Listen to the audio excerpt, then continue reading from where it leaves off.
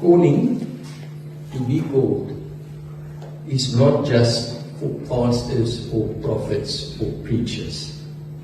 Every one of us has been called. 1 Peter 2 verse 9 says, that you may declare the praises of Him who called you out of darkness into His wonderful light. So die dag wat ons tot bekering gekom het, wat ons die Here aangeneem is, we were called from darkness to the light.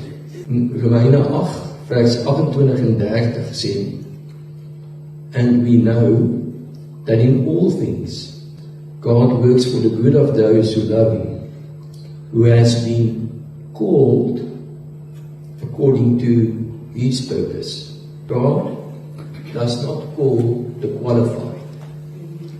He qualifies those He called.